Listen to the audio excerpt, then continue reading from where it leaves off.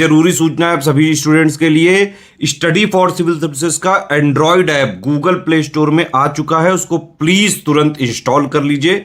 और अगर आप स्टडी फॉर सिविल सर्विसेज के सिर्फ ऐप से कोई भी कोर्स, कोई भी पीडीएफ परचेस करते हैं तो उसमें अप्लाई कूपन, अगर आप ज्ञान सर जो है आप उसमें अप्लाई करते हैं, ये कूपन कोड है, तो उसमें 20% फीस तुरंत माफ हो जाएगी। मतलब 20% डिस्काउंट तुरंत उसमें लग जाएगा।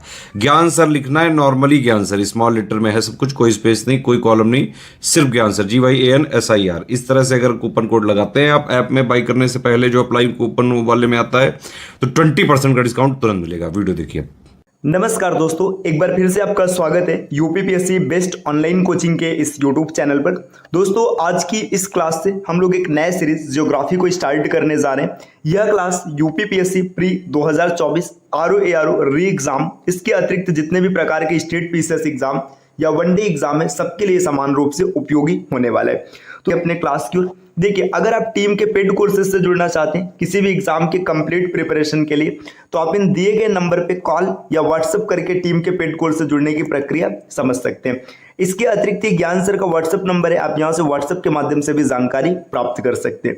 दोस्तों, एक गुड न्यूज ये है कि अगर आप प्ले स्टोर से स्टडी फॉर सिविल सर्विसेज का एप्लीकेशन इंस्टॉल करते हैं और एप्लीकेशन के माध्यम से किसी भी पेड कोर्स से जुड़ते हैं या फिर किसी भी ग्रुप को ज्वाइन करते हैं और वहां पर आप ज्ञान सर GYANSIR ये कोड अप्लाई करते हैं, तो आपको 20% का डिस्काउंट मिलेगा।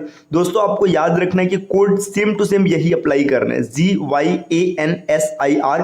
ये सब स्मॉल लेटर में होगा और किसी भी प्रकार का कोई स्पेस या कोई भी सिंबल आपको यूज नहीं करने। हाँ, एक चीज और दोस्तों, ये ऑफर जो है 20% का, ये लिमिटेड टाइम के लिए, कुछ दिनों में ये समाप्त हो जाएगा। तो आप जल्द से जल्द इंस्टॉल कीजिए प्ले स्टोर से study for civil services application और ज्वाइन कीजिए टीम के पेड कोर्सेज को। चलिए अब बढ़ते हैं आगे अपने क्लास की ओर। देखिए, यहाँ पर दोस्तों भारत का नक्शा दिया गया, तो भारत के नक्शे से पहले हम लोग कुछ चीज समझ लेते हैं ज्योग्राफी स्टार्ट करने से पहले। अगर भारत की बात करेंगे, भारत की स्थिति कि भारत ग्लोब पर अगर आप देखेंगे तो आपको कहाँ मिलेगा, तो भारत पूरी तरीके से उत्तर पूर्वी गोलार्ध या फिर इसको आप उत्तरी पूर्वी गोलार्ध भी बोल सकते हैं, इसमें स्थित है। तो ये पॉइंट आपको जरूर याद रखना चाहिए कि भारत की लोकेशन क्या है। देखिए, भारत की स्थिति क्या है, तो उत्तर पूर्वी गोलार्ध आप कहेंगे, भारत उत्तर पूर्वी गोलार्ध में स्थित है। तो ये पॉइंट आप जरूर याद रखिएगा।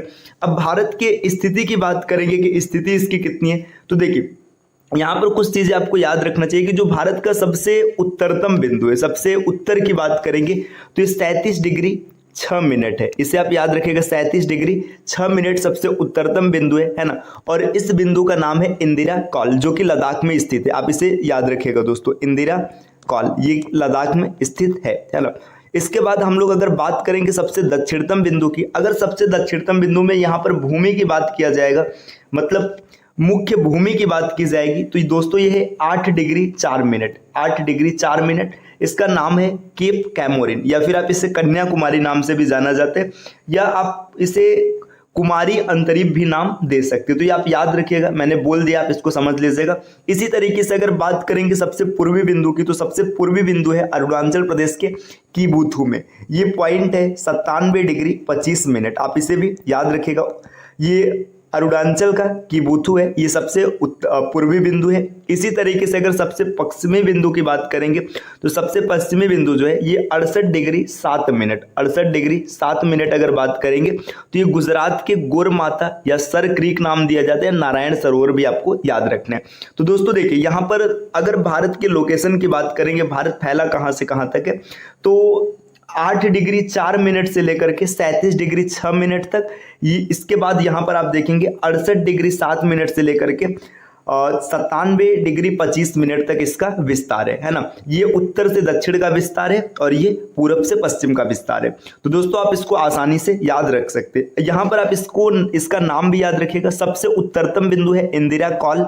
सबसे दक्षिणतम बिंदु की अगर बात करेंगे तो इसका नाम है, देखिए यहाँ पर भूमि की बात हो रही है, भूमि की मतलब जमीन के क्षेत्र की बात हो रही है, इसका नाम है कुमारी अंतरीप केप कैमोरिन या फिर कन्याकुमारी भी आप कह सकते हैं। सबसे पूर्वी बिंदु की बात करेंगे तो वो अरुणाचल का किबुथु है, और वहीं पर सबसे पश्चिमी बिंदु की बात करेंगे तो गुजरात का गोरमाता या सर क्रीक या नारायण सरोवर भी नाम कहा जाता है। अब देखिए ये दोस्तों बात रहा भूमि क्षेत्र का। अगर भारत के सबसे दक्षिणतम बिंदु की बात करेंगे तो सबसे दक्षिणतम बिंदु भारत का ये ग्रेट निकोबार में है, जिसका नाम है इंदिरा पॉइंट या फिर इसे पार्सन पॉइंट या पिग्मेलियन पॉइंट भी कहा जाता है, जो कि 6 डिग्री 45 मिनट में स्थित है। तो आप इसे भी याद रख सकते हैं। अगर सिर्फ इतना पूछा जाए कि सबसे दक्षिणतम बिंदु कौन है, तो दोस्तों आपका आंसर आएगा इंदिरा पॉइंट, या इसे पार्सन पॉइंट या पिग्मेलियन पॉइंट का नाम भी दिया जाता है, जो कि ग्रेट निकोबार में स्थित है। तो कुछ चीजें दोस्तों आप यहां से क्लियर कर लेंगे आप सिर्फ मैप को देख करके। इसके अतिरिक्त देखिए आपको यहीं से एक चीज और क्या समझ लेना चाहिए, ये जो डॉटेड लाइन आपको दिख रहा है दोस्तों, ये जो डॉटेड लाइन दिख रहा है ये कर्क रेखा है ना। आपने ट्रॉपिक ऑफ कैंसर अर्थात कर्क रेखा का नाम जरूर सुना होगा, है ना। अब कर्क रेखा की बात करेंगे तो कर्क रेखा भारत के कितने राज्यों से होकर गुजरती है, तो इसका अलग अलग ट्रिक आपने पढ़ा होगा कि 8 राज्यों से होकर गुजरती है। वहां पर कई ट्रिक आते हैं, तो आप ट्रिक के भरोसे न रह करके आप सीधा सीधा भारत के मैप में देखिए, यहाँ पे चीजें क्लियर होगी। देखिए सबसे पहले कर्क रेखा गुजरात में पड़ती, मतलब गुजरात से होकर जाती है, तो पहला जो राज्य आएगा ये गुजरात आएगा, है ना। इसके बाद देखिए आगे बढ़ेंगे तो यहाँ पर ये थोड़ा सा एरिया, ये देखिए ये एरिया राजस्थान का है, तो गुजरात के बाद अगला स्टेट है राजस्थान। राजस्थान के बाद और आगे बढ़ेंगे तो देखिए यहाँ पर ये मध्य प्रदेश, तो तीसरा है मध्य प्रदेश, है ना। मध्य प्रदेश के बाद छत्तीसगढ़ भी आ रहा है, तो चौथा हो जाएगा छत्तीसगढ़, यहाँ जहां से कर्क रेखा गुजरता है। इसके बाद छत्तीसगढ़ के बाद देखिए झारखंड में भी कर्क रेखा जा रहा है, तो फिर यहाँ से झारखंड हो जाएगा। झारखंड के बाद पश्चिम बंगाल, है ना। पश्चिम बंगाल के बाद देखिए पश्चिम बंगाल। इसके बाद ये देखिए ये एरिया बांग्लादेश है ना। लेकिन आगे देखेंगे तो त्रिपुरा में भी यहाँ पर छोटी सी आपको लाइनिंग दिख रही है, त्रिपुरा हो जाएगा। और त्रिपुरा के बाद यहाँ से लास्ट में ये देखिए मिजोरम, है ना। तो ये 8 राज्य है जहां पर क्या है कर्क रेखा होकर गुजरता है। तो आपने अलग अलग जो भी ट्रिक पढ़ा होगा वो आपका अपनी जगह, लेकिन यहाँ पर आप मैप में देख के डायरेक्ट याद रखिएगा। गुजरात, राजस्थान, मध्य प्रदेश, छत्तीसगढ़, झारखंड, पश्चिम बंगाल, त्रिपुरा और मिजोरम। दोस्तों यहाँ पर एक चीज आपको और भी याद रखना चाहिए कि पश्चिम बंगाल के बाद, ये देखिए पश्चिम बंगाल के बाद कर्क रेखा बांग्लादेश में प्रवेश कर जाती है। तो पश्चिम बंगाल के बाद बांग्लादेश में और फिर उसके बाद त्रिपुरा में एंट्री करती है। तो ये भी चीज आपको याद रखना चाहिए। तो यहाँ पर ये बात रही कर्क रेखा की। अब यहाँ पर देखिए और चीजों को अगर ध्यान से आप समझना चाहेंगे, भारत के साथ कितने मतलब पड़ोसी देश हैं जो भूमि के साथ सीमा बनाते हैं। तो भारत की जो पड़ोसी देश है, देखिए यहाँ पर कौन कौन दिख रहा है, ये देखिए पहला पड़ोसी देश आप देखेंगे पाकिस्तान दिख रहा है ना। यहाँ पर आप देखिए यहाँ तक ये पाकिस्तान है, तो सबसे पहला एक पड़ोसी है पाकिस्तान, इसका भी आपने ट्रिक पढ़ा होगा, है ना। पाकिस्तान के बाद देखिए यहाँ पर आप देखेंगे तो ये छोटी सी बाउंड्री बना रहे अफगानिस्तान, तो ये अफगानिस्तान हो जाएगा, है ना। और भी आगे बढ़ेंगे देखिए यहाँ पर अभी चीन है, देखिए ये पूरा चीन का एरिया है ना। तो यहाँ तक देखिए ये फिर बीच में नेपाल आएगा, है ना। तो ये नेपाल हो जाएगा। यहाँ पर देखिए नेपाल तीसरे नंबर पर लिख लेते हैं। इसके बाद आगे चाइना भी हम लोग देख रहे थे, तो यहाँ पे चाइना का भी नाम लिख लेते हैं, है ना। चाइना के बाद देखिए दोस्तों यहाँ पर आपको भूटान दिख रहा है, तो ये भूटान भी भारत के साथ सीमा बना रहे हैं, तो आप भूटान का भी नाम यहाँ पर शामिल कर लेते हैं हम लोग। भूटान के बाद देखिए अगर और आगे बढ़ेंगे तो यहाँ पर म्यांमार भी दिख रहा है ना, तो म्यांमार आ जाएगा, है ना। म्यांमार, है ना। म्यांमार के लिए मैंने इतना लिखा है ना। इसके बाद यहाँ पर ये बांग्लादेश, तो बांग्लादेश भी भारत के साथ सीमा साझा कर रहा है। तो दोस्तों यहाँ पर आप देखेंगे देखिए बांग्लादेश, है ना। इसके बाद म्यांमार, पाकिस्तान, अफगानिस्तान, नेपाल, चीन और भूटान, ये 7 ऐसे अलग अलग देश है जो भारत के साथ सीमा साझा करते हैं। हाँ, इसमें इनको कई बार क्रम से लगाने के लिए आ जाता है कि सबसे लंबी सीमा कौन साझा करता है, सबसे छोटी सीमा कौन साझा करता है, या क्रम में व्यवस्थित कीजिए कि कौन सबसे बड़ा है कौन सबसे छोटा है, उसका क्रम सेट करना है। तो उसके लिए आप एक छोटा सा ट्रिक याद रखिएगा। देखिए ये ट्रिक आपने जरूर पढ़ा होगा, बचपन में एमबीए किया, बचपन में एमबीए, है ना। तो ये ट्रिक अगर आप याद रखते हैं तो आसानी से आप क्लियर कर लेंगे। बी से हो जाएगा बांग्लादेश, सबसे लंबी सीमा है बांग्लादेश की, है ना। फिर देखिए च जो है, च का मतलब है चाइना, मतलब चीन के साथ दूसरे नंबर की सीमा आएगी। फिर यहाँ पर प दिख रहा है, तो प से पाकिस्तान, पाकिस्तान के साथ तीसरी सीमा है। फिर एन से नेपाल हो जाएगा, है ना, नेपाल। अब इसके बाद देखिएगा यहाँ पे एम मतलब म्यांमार है ना, म्यांमार। म्यांमार के बाद क्या हो जाएगा, बी मतलब यहाँ पर भूटान छूट रहा है, भूटान। और यहाँ पर ए का मतलब है अफगानिस्तान। तो अफगानिस्तान के साथ सबसे छोटी सीमा साझा करता है भारत। अफगानिस्तान के साथ इसकी सीमा सिर्फ 106 किलोमीटर की। तो दोस्तों आप ये भी चाहे इसे आसानी से याद रख सकते हैं। अब देखिए इसी तरीके से अगर हम लोग देखेंगे भारत के कितने राज्य ऐसे जो मतलब समुद्र से घिरे हुए, तो आप यहाँ पे देखिए गुजरात को देख सकते हैं, मतलब इसके साथ तटीय सीमा है। देखिए गुजरात हो गया, महाराष्ट्र है, गोवा है, कर्नाटक है, इसके बाद केरल आएगा, तमिलनाडु है, इसके बाद यहाँ पर देखिए तमिलनाडु के बाद आंध्र प्रदेश, आंध्र प्रदेश के बाद उड़ीसा, उड़ीसा के बाद पश्चिम बंगाल। तो यहाँ पर कुछ ऐसे स्टेट हैं जो सीधा सीधा क्या करते हैं, मतलब तटीय सीमा साझा करते हैं। देखिए गुजरात, महाराष्ट्र, गोवा, कर्नाटक, केरल, 5 हो गए। इसके बाद जरा देखिएगा यहाँ पर तमिलनाडु, तमिलनाडु के बाद आंध्र प्रदेश, उड़ीसा और बंगाल, बंगाल मतलब पश्चिम बंगाल। तो 9 ऐसे राज्य हैं जो तटीय सीमा बनाते हैं। तो ये भी क्वेश्चन बना हुआ है कई बार पेपर में कि कितने ऐसे राज्य हैं जो तटीय सीमा बनाते हैं। तो यहाँ पर आप आसानी से देख सकते हैं 1 2 3 4 5 6 7 8 9। ठीक, तो दोस्तों ये कुछ ऐसे पॉइंटर जो आप सीधा सीधा मैप को देखकर समझ सकते हैं। ऐसे बहुत से ऐसे चीजें जो आप मैप देखकर क्लियर कर सकते हैं। इसके बारे में हम लोग आगे जैसे जैसे टॉपिक को बढ़ाते चलेंगे वैसे वैसे इनकी चर्चा करते चलेंगे। तो चलिए दोस्तों और आगे बढ़ते हैं अपने क्लास में आज के। देखिए अब यहाँ पर अगर हम लोग आगे बढ़ेंगे तो यहाँ पे दिया भारत की भौगोलिक जानकारी। भौगोलिक जानकारी एक नजर में अब चलिए देख लेते हैं क्या क्या भौगोलिक जानकारी है। भारत के अन्य नाम की बात करेंगे तो इसके अन्य नाम है आर्यावर्त, भारतवर्ष, जम्बूद्वीप, हिंदुस्तान, इंडिया। तो ये सब इसके अलग अलग और भी नाम रखे गए। भारत में प्रदेशों की संख्या की बात करेंगे तो 8 है ना।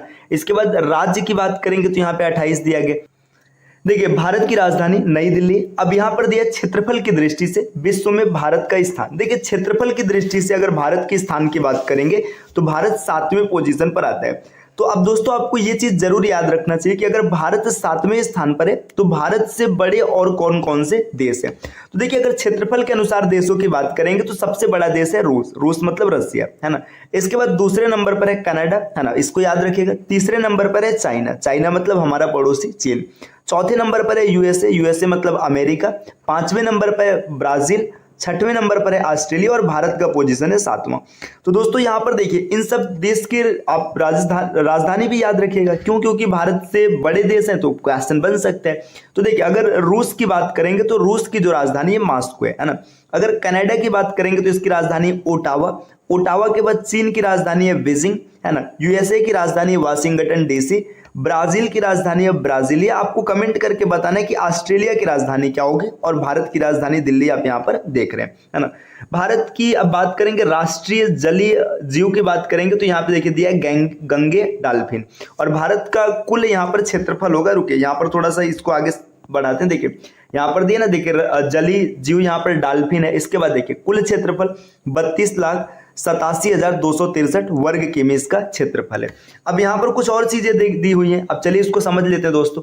यहाँ पर दिया भारत का जो राष्ट्रीय आदर्श वाक्य ये है सत्यमेव जयते। इसी तरीके से भारत का क्षेत्रफल विश्व के कुल क्षेत्रफल का 2.4% है। राष्ट्रीय नदी कौन सी है? गंगा नदी है। विश्व भारत की भौगोलिक स्थिति की बात करेंगे तो उत्तरी पूर्वी गोलार्ध, ये हम लोगों ने शुरू में ही समझा था। राष्ट्रीय पशु बाघ है। ज्यामितीय आकार चतुष्कोणीय है। ज्यामितीय आकार जब हम लोग ग्लोब को समझेंगे तो विस्तार से समझेंगे। राष्ट्रीय पुष्प कमल है ना। अक्षांशीय विस्तार, और ये देखिए इसके बारे में हम लोगों ने शुरू में ही चर्चा कर लिया था। राष्ट्रीय विरासत पशु हाथी है। राष्ट्रीय वृक्ष की बात करेंगे तो बरगद हो जाएगा। चलिए दोस्तों और अगर आगे बढ़ेंगे तो यहाँ पर देखिए क्या दिया, राष्ट्रीय ध्वज, ये सबको पता है कि भारत का राष्ट्रीय ध्वज तिरंगा है ना। इसके बाद राष्ट्रीय पक्षी मोर हो जाएगा। राष्ट्रीय चिन्ह अशोक स्तंभ है। भारत का जो मानक समय है ये 82 डिग्री 30 मिनट पूर्वी देशांतर में इलाहाबाद के समीप नैनी नामक स्थान से है, जो कि ग्रीनविच मीन टाइम से 5.5 घंटा आगे है। ये सब एकदम विस्तार से हम लोग आगे समझेंगे। इसी तरीके से देखिए यहाँ पर दिया है राष्ट्रीय गान। अब राष्ट्रीय गान की बात करेंगे तो जन गण मन है ना। इसके बाद भौगोलिक विस्तार, देखिए यहाँ पे लंबाई की बात की है, जो उत्तर से दक्षिण, मतलब अगर मान के चले यहाँ पे एक ऑड से ऐसे डायग्राम डिजाइन करते हैं, ठीक है। मान लीजिएगा ये भारत हमने डिजाइन कर लिया है ना, तो जब यहाँ पर उत्तर से दक्षिण मतलब इसकी बात करेंगे तो ये 3214 किमी है, और पूरब से पश्चिम की अगर बात करेंगे तो ये 2933 किमी है। इसी तरीके से राष्ट्रीय गीत ये वंदे मातरम है। स्थलीय सीमा 15,200, स्थलीय सीमा मतलब ये जो बांग्लादेश, चाइना, पाकिस्तान, नेपाल उन सबके साथ, है ना। राजभाषा हिंदी है। इसके बाद देखिए जलीय सीमा, जलीय सीमा मतलब जो तटीय रेखा बनाने वाले जो राज्य थे, जैसे गुजरात हो गए, है ना, गुजरात, महाराष्ट्र, गोवा, कर्नाटक, उनकी सीमा ये 7,516.6 किमी है। राष्ट्रीय लिपि देवनागरी, जिसमें हिंदी लिपि लिखी जाती है ना। जलवायु की बात करेंगे तो मानसूनी जलवायु है। जनसंख्या की दृष्टि से देखिए यहाँ पे विश्व में दूसरा स्थान दिया गया। अभी जो नया डेटा इसके हिसाब से अभी पहले पोजीशन पर आ चुके हैं हम लोग, है ना। अब आगे देखिए भारत का की जो कुल जनसंख्या, अब ये डेटा चेंज हो चुका है ना। इसके बाद आगे क्या दिया, अगर महिला की बात करेंगे, महिला जनसंख्या, ये भी डेटा चेंज हो गया, है ना। बड़े बंदरगाहों की संख्या ये 13 हो जाएगा। इसके बाद ग्रामीण जनसंख्या, ये भी डेटा दोस्तों चेंज हो गया। अनुसूचित जनजाति, मतलब जितनी भी जनसंख्या की बात है, ये सेंसस जब हम लोग पढ़ेंगे तो उसमें अच्छे से देख लेंगे कि क्या क्या चीजें बदल गई हैं। तो दोस्तों का डेटा देख रखा था। अब देखिए यहाँ पर देखेंगे, देखिए दिया है यहाँ पर कि भारत का जो पर्वतीय क्षेत्र का विस्तार है, भारत में पर्वतीय क्षेत्र का विस्तार कितना है, 10.7%। आपको याद रखना चाहिए। जनसंख्या घनत्व की बात करेंगे तो 382 व्यक्ति प्रति वर्ग किमी। ये जनसंख्या घनत्व क्या है, अर्थात अगर पूरे भारत को किलोमीटर और व्यक्ति के हिसाब से बांटा जाए तो 1 वर्ग किमी में 382 व्यक्ति आएंगे। पठारी क्षेत्र का विस्तार कितना है, 27.7%। अब यहाँ पर देखिए भारत में कुल पुरुष साक्षरता की बात करेंगे तो 81.14% पुरुष साक्षरता होगी, है ना।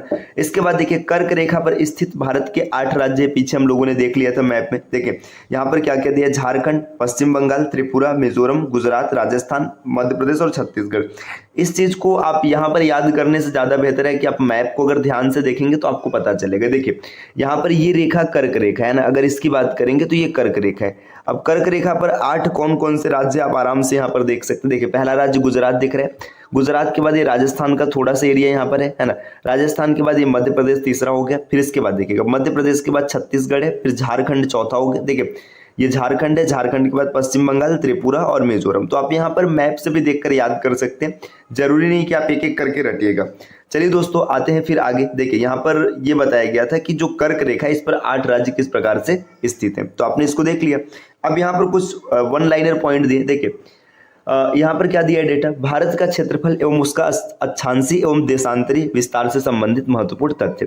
मतलब भारत का क्षेत्रफल कितना है, तो आपने पीछे देखा था कि 32 लाख कुछ वर्ग किलोमीटर है, और इसके अक्षांशीय और देशांतरी विस्तार के बारे में भी हमने पीछे पढ़ रखा है। यहीं से जुड़े कुछ तथ्य दिए। देखिए भारत एक विशाल देश है, यह उत्तरी गोलार्ध में स्थित है। देखिए गोलार्ध कौन सा है, उत्तरी, और देशांतर कौन सा है, पूर्वी। तो भारत उत्तरी गोलार्ध में स्थित है और पूर्वी देशांतर में स्थित है। यहाँ पर देखिए दिया क्या है कि उत्तरी गोलार्ध में स्थित है और इसका मुख्य भाग 8.4 मिनट से उत्तर से लेकर 37.6 मिनट उत्तर अक्षांश में है। देखिए अब यहाँ पर यही देखिए, जबकि देशांतर की बात करेंगे तो पूर्वी देशांतर में है, तो पूर्वी देशांतर कितने 68.7 मिनट पूर्व से लेकर 97.25 मिनट पूर्व देशांतर तक है।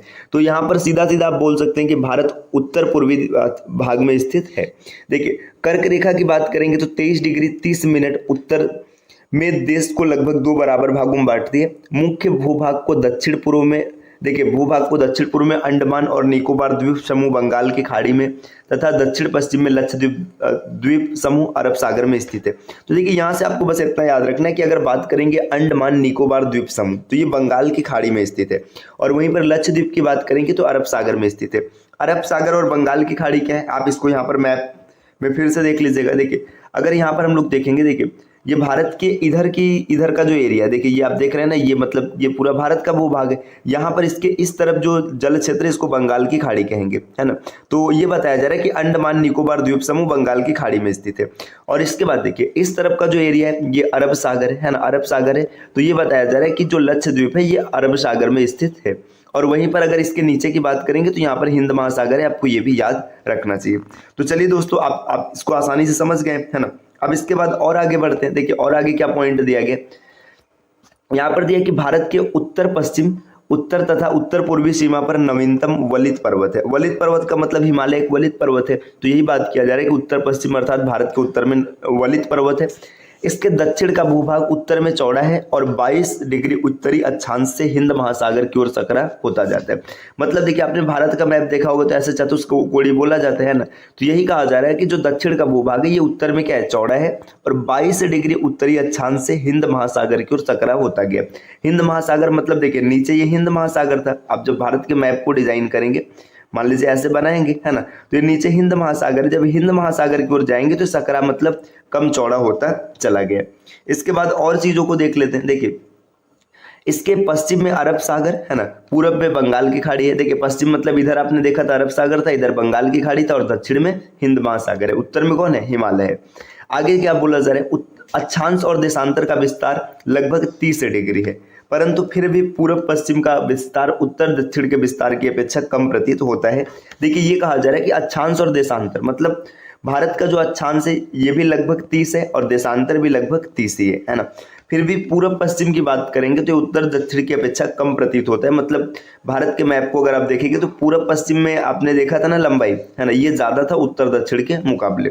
आगे देखिए यहाँ पर क्या बताया जा रहा है? गुजरात से अरुणाचल प्रदेश के स्थानीय समय में 2 घंटे का अंतर है। देखिए अब अगर देखेंगे सबसे जो पूर्वी बिंदु था इसका नाम था कीबुथु, है ना। कीबुथु कहाँ पर था? अगर कीबुथु की बात करेंगे तो ये अरुणाचल प्रदेश का क्षेत्र है ना, ये है। और गुजरात की बात करेंगे सबसे दक्षिणतम बिंदु यहाँ पर सर क्रीक या फिर गोरमाथा, है ना, जिसे नारायण सरोवर के नाम से भी जाना जाता है। तो ये सबसे पश्चिम में स्थित है ना। तो पूरब और पश्चिम के बीच में यही बताया जा रहा है कि यहाँ पर 2 घंटे का समय अंतराल है। ये समय अंतराल कैसे बनता है? देखिए आपने पीछे देखा था कि 1 डिग्री अगर 1 डिग्री अक्षांश को पार करने में 4 मिनट लगते हैं, है ना, मतलब 1 डिग्री को पार करने में 4 मिनट लगते हैं। तो 30 डिग्री को पार करने में कितना लगेगा? 120 मिनट लगेगा। तो 2 घंटे का समय डिफरेंस यहाँ पर मिल जाता है। फिर अतः 82 डिग्री 30 मिनट पूर्व देशांतर रेखा को भारत की मानक यामुत्तर माना गया, है ना। इसका मतलब ये जो 82 डिग्री 30 मिनट है इसको भारत का मानक यामुत्तर माना गया, मतलब यहीं से समय निर्धारण किया जाएगा, जो कि उत्तर प्रदेश के मिर्जापुर से गुजरती है। उत्तर प्रदेश का मिर्जापुर नैनी एक जगह वहां पर है। अक्षांश का प्रभाव दक्षिण से उत्तर की ओर दिन और रात की अवधि पर पड़ता है, मतलब अक्षांश का प्रभाव दिन और रात पर पड़ता है। चलिए दोस्तों और आगे बढ़ते हैं। देखिए अब यहाँ पर देखेंगे, अब दिया है कि भारत विश्व में क्षेत्रफल की दृष्टि से 7वां देश है। ये तो हम लोगों ने कल की क्लास में देखा था। भारत से बड़ा कौन है? रूस, कनाडा, चीन, अमेरिका, इसके बाद ब्राजील, ऑस्ट्रेलिया, इसके बाद भारत है ना। देखिए अगर एक चीज और भी आप याद रखिएगा, रूस की राजधानी मॉस्को है, कनाडा की ओटावा है, चीन की बीजिंग है, अमेरिका का वाशिंगटन डीसी, ब्राजील का ब्राजीलिया, ऑस्ट्रेलिया का कैनबरा, है ना। इसके बाद भारत की राजधानी तो आपको पता ही है। क्षेत्रफल की दृष्टि से अब बताया जा रहा है कि भारत जो है विश्व का दूसरा स्थान है। अब देखिए ये डेटा चेंज हो चुका है, 2022 का नोट्स है ना, मतलब 2022 में इस बुक को डिजाइन किया गया था। तो अब की डेटा के हिसाब से देखेंगे तो जनसंख्या की दृष्टि से भारत विश्व का सबसे बड़ा देश आपको दिखाई देगा, है ना। भूपृष्ठ पर विषुवत रेखा से उत्तर या दक्षिण की दिशा में स्थित किसी भी बिंदु को पृथ्वी के केंद्र से नापी गई कोणीय दूरी को अक्षांश कहते हैं। मतलब देखिए अगर हम लोग एक ऐसे ये मान ले पृथ्वी है ना, यहाँ पर ये सेंटर वाली पॉइंट है, इसको विषुवत वृत्त, है ना, या भूमध्य रेखा या इक्वेटर नाम से जाना जाता है। इसके बाद आप यहाँ पर उत्तर से मतलब ऐसे जो रेखा खींचते हैं इसको हम लोग क्या कहते हैं? इसको अक्षांश कहते हैं, है ना। इसके बाद देखिए यहाँ पर अक्षांश रेखा है वह काल्पनिक रेखा है जो पृथ्वी के चारों ओर पूर्व से पश्चिम दिशा में विषुवत रेखा के समांतर खींची जाती है। मतलब ये विषुवत रेखा हो गया, है ना। इसके समांतर जितनी भी रेखा खींची जाएगी अक्षांश रेखा होती है। देखिए अक्षांश रेखा के बारे में एक चीज और भी याद रखिएगा, ये एक पूर्ण वृत्त होता है और इसके बीच की दूरी हमेशा समान होती है जो कि 111 किलोमीटर है। अब आगे देखिए अक्षांशों को अंशों, मिनटों और सेकंडों में दर्शाया जाता है। पृथ्वी को 2 बराबर भागों में बांटने वाले 0 डिग्री अक्षांश को भूमध्य रेखा कहते हैं। ये चीज हमने अभी पहले ही डिस्कस किया कि इसको भूमध्य रेखा कहते हैं। फिर आगे देखिए क्या दिया, विषुवत वृत्त, है ना, भूमध्य रेखा के उत्तरी भाग को उत्तरी गोलार्ध और दक्षिणी भाग को दक्षिणी गोलार्ध कहते हैं। मतलब ये आपके पास ये पृथ्वी हो गया, ये विषुवत रेखा हो गया, इसके ऊपर जो है ना इसको उत्तरी गोलार्ध कहेंगे और इसके नीचे वाले को दक्षिणी गोलार्ध कहेंगे। भूमध्य रेखा के उत्तर में स्थित अक्षांश अच्छा ये हो गया, है ना। देखिए यदि अक्षांश रेखाओं को 1 डिग्री के अंतराल पर खींचा जाए तो उत्तरी गोलार्ध में कुल 89, क्योंकि यहाँ तक 90 डिग्री देशांतर मिलेगा, है ना। तो 89 यहाँ पर रेखा मिलेगी, 89 नीचे मिलेगी और 1 भूमध्य रेखा होगा, है ना। तो कुल अक्षांश रेखाओं की संख्या कितनी हो जाएगी? 18, देखिए यहाँ पर जोड़ कर दिया है 179, है ना। इस प्रकार विषुवत रेखाओं की कुल संख्या 179 हो जाएगी और इनके बीच की दूरी 111 होती है। इसको भी आप याद रखिएगा दोस्तों, इंपॉर्टेंट पॉइंट है ना। अब आगे यहाँ पर क्या दिया, भारत भूपृष्ठ पर देखिए यहाँ पे भ्री लिखा है, भू होगा, भूपृष्ठ पर उत्तरी ध्रुव तथा दक्षिणी ध्रुव को मिलाने वाली काल्पनिक रेखा को 2 बराबर भागों में बांटती है, जिसे प्रधान यामुत्तर रेखा ग्रीनविच मीन टाइम कहते हैं। यह रेखा लंदन के ग्रीनविच शहर से होकर गुजरती है। तो बस आपको इतना याद रखना है कि ग्रीनविच लंदन से होकर के गुजरता है और यही मानक समय रेखा है, जो कि अगर भारत की समय रेखा की बात करेंगे तो ये इससे 5.5 घंटा आगे है ना। प्रधान यामुत्तर को 0 डिग्री देशांतर भी कहा जाता है ना। प्रधान यामुत्तर के पूर्व एवं पश्चिम में उत्तरी ध्रुव और दक्षिणी ध्रुव को मिलाने वाली काल्पनिक रेखाओं को देशांतर रेखाएं कहा जाता है। देशांतर रेखाएं समांतर नहीं होती, इनकी जो दूरी है ये विषुवत रेखा पर सर्वाधिक होता है और ध्रुवों पर सबसे कम होता है ना। ध्रुवों से विषुवत रेखा की ओर बढ़ने पर देशांतर रेखाओं के मध्य की दूरी बढ़ती जाती है। देखिए बताया जा रहा है कि ध्रुवों से जब आप विषुवत रेखा पर आएंगे तो इनकी दूरी बढ़ती जाएगी। तो आप डायरेक्टली याद रखिएगा कि इनकी विषुवत रेखा पर दूरी मैक्सिमम होती है और ध्रुवों पर मिनिमम होती है। दोस्तों आगे बढ़ेंगे, देखिए विषुवत रेखा पर देशांतर रेखाओं के बीच की अधिकतम दूरी 111.33 किमी होती है ना, और जबकि ध्रुवों पर जाएंगे तो कम हो जाती है। इसकी मुख्य भूमि 8 डिग्री 4 मिनट से 37 डिग्री 6 मिनट उत्तरी अक्षांश तथा देखिए एवं 68 डिग्री 7, अच्छा यहाँ पर ये अक्षांश की बात किया गया और देशांतर में कितना दिया, 68 डिग्री 7 मिनट से 97 डिग्री 25 मिनट पूर्वी देशांतर के मध्य फैला हुआ है। उष्णकटिबंधीय क्षेत्र का विस्तार देखिए 23 डिग्री 30 मिनट उत्तरी एवं दक्षिणी अक्षांशों के मध्य है। इसके बाद आगे देखिए ये उत्तरी दक्षिणी का मतलब क्या है, देखिए जैसे मान लीजिए आपने यहाँ पर पृथ्वी बना लिया है ना, ये भूमध्य रेखा 0 डिग्री हो गया है ना, यहाँ पर ये 23.5 को कर्क रेखा कहते हैं और ये 23.5 दक्षिण को मकर रेखा कहते हैं। तो कर्क और मकर के बीच का जो क्षेत्र है इसी को हम लोग कहते हैं उष्णकटिबंधीय क्षेत्र है ना। तो यही बताया गया कि जो उष्णकटिबंधीय क्षेत्र का विस्तार है 23 डिग्री 30 मिनट उत्तरी अक्षांश से लेकर 23 डिग्री 30 मिनट दक्षिणी अक्षांश के बीच में, मतलब आप बोल सकते हैं कर्क और मकर रेखा के बीच का जो क्षेत्र होता है उसको उष्णकटिबंधीय क्षेत्र कहते हैं। संपूर्ण भारत का अक्षांशीय विस्तार, ये चीज हम लोगों ने पहले देख ही रखा है ना, अर्थात अब भारत की बात करेंगे तो भारत उष्ण एवं उपोष्ण दोनों कटिबंधीय क्षेत्रों में आता है। तो भारत की जलवायु की बात करेंगे तो ये आता दोनों में है, लेकिन इसकी जलवायु उपोष्ण कटिबंधीय है। ये क्यों है इसके बारे में हम लोग विस्तार से आगे चर्चा करेंगे। तो दोस्तों ये हम लोगों की दूसरी क्लास रही। इस प्रकार के वीडियोज आपको निरंतर मिलते रहेंगे, आप चैनल को सब्सक्राइब जरूर कीजिएगा। चलिए मिलते हैं आपसे नेक्स्ट वीडियो में कुछ नए कॉन्सेप्ट के साथ, तब तक के लिए नमस्कार।